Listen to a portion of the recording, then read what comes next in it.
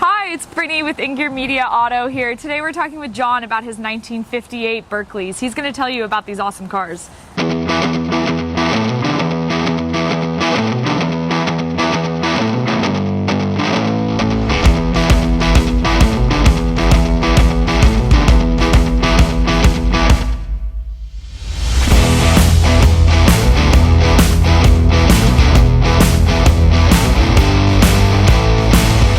So I originally got acquainted with Berkeleys back in high school.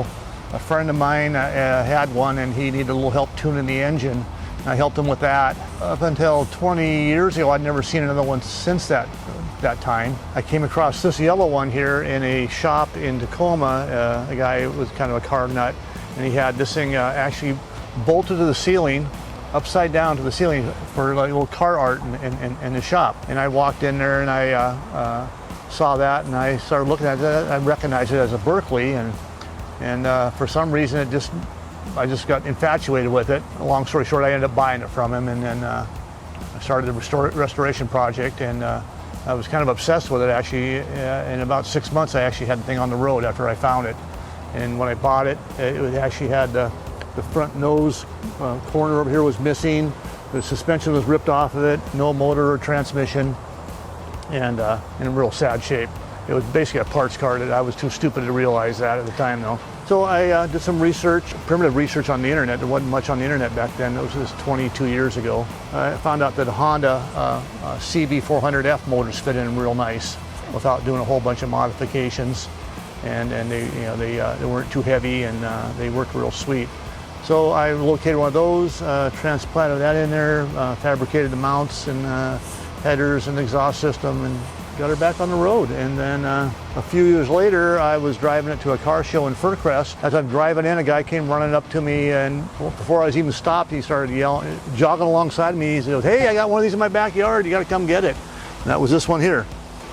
And I originally bought it just for the windshield, because I wanted to have an extra windshield, because I was using a plastic windshield at the time. And I started looking at it, and I figured, well, maybe the wife would like this. So he had most of the parts for the original motor in it, but it had a Yamaha 250 motor in it. He had actually autocrossed it, and he had modified it and put some different headlights on there, made it look like a kind of like a Cobra. And I took a lot off, put it back to stock, put the stock motor in it, and all the stock running gear in it. And that is a little 328cc Excelsior. It's a British motorcycle engine that they modified to fit in these. They modified it with electric start and reverse so it would work in the car. So it's a 2-cylinder, 328cc, and a whopping 20 whole horsepower. This one took me I took a lot longer on this one, restoring it. It seems like you're pretty connected to these cars. That's pretty cool. Yeah. They almost look like Cobras, but yeah. They definitely have their own touch to them. They're pretty cool. Yeah, they have a whole different look to them, don't they? They kind of interesting fact, they actually, one of the first cars to actually have a front-wheel drive with a transverse-mounted motor. That was actually before the Mini came out. And so they beat Mini, the Austin Minis to the punch on that compact. So everything's all from the wheels forward, the engine is, and so there's quite a bit of legroom in there. Yeah. As testament, my friend that drove this one out today, he's 6'3" or 6'2", I believe, and yeah, he has plenty of legroom. I've actually had a 6'5" guy drive this. Wow. No problem. Huh. That's pretty neat. I definitely learned a lot about the car. That was a lot of information. That was great. But after opening this up, I see that you have like a little motorcycle engine in here. It's a little 400cc. I've got to know what it was like to put that in here. Yeah, so I contacted the guy in Colorado who actually had raced one of these and was retired, and he was kind enough to send me some pictures of the installation.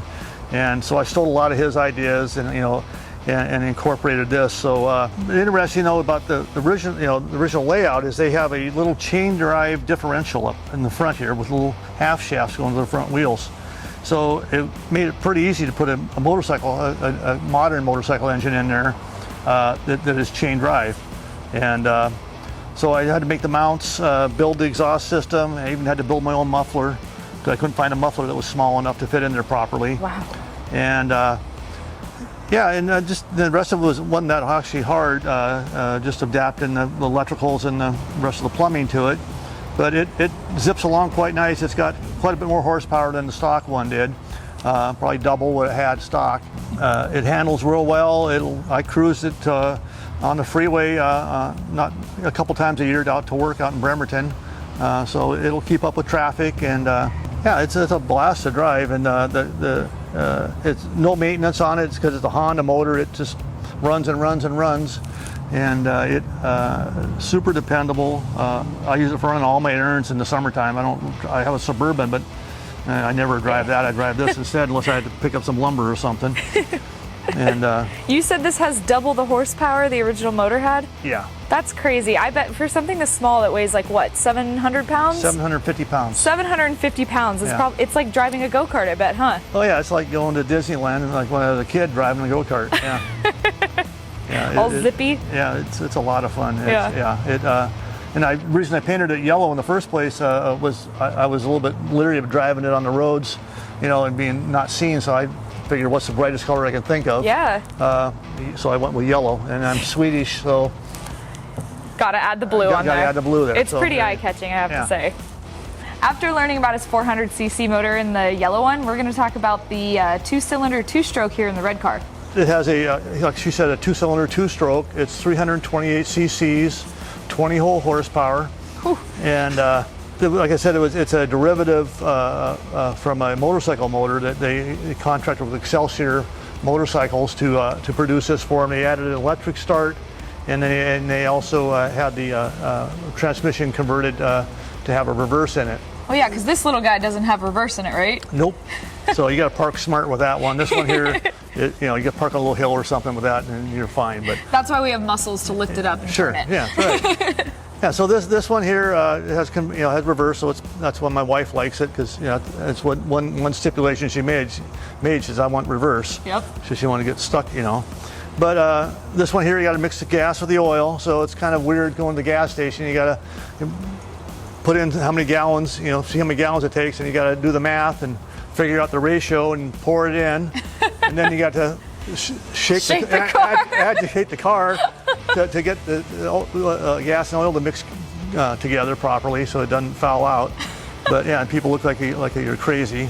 It's not often that you go to a gas station and see someone shaking their car. No. And I don't have to go to the gas station very often because this thing gets 50 miles to a gallon. So Wow. This one gets 40 miles a gallon. This one gets 50. I think I found my next commuter. Yeah, weird little motor. This one here, the yellow one, actually had a version of this motor. It was a 3-cylinder version.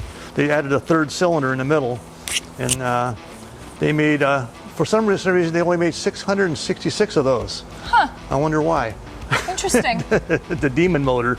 So they didn't hold up real well. I see. And so when I got this, it had no motor in it. It was gone. Yeah. And this one here, it had that motor. He had it set off to the side, and I was able to. This is the motor that you bought the car with. Yeah, but it wasn't in it when I got it. It had a Yamaha motor in it when I bought it. Oh. And, 2-stroke though. And he autocrossed the car. And but he still had the original motor, and I was able to get that from him when I put it all back to stock. That's pretty cool. Yeah. Moving on to the interior, you said this is your favorite of the two, but having to restore all of this and stuff, I mean, that's pretty neat. That's a pretty cool process. And with all the original wood and stuff in there, I want to Yeah. know more about this. Yeah, so the reason I like this one the best is it's cooler summertime. This one here, you sit down and you're hot instantly. This one here, it's nice and refreshing to sit on. Yeah. Yeah, the interior's actually quite comfortable. It's got the original, it's got wood trim and stuff in here. This is all original wood. And they use wood for mounting. They even use wood to mount the striker plates for the door closures.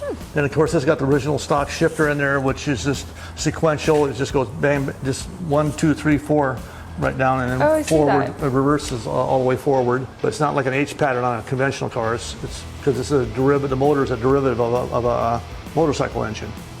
And so they just made it. They made it sequential.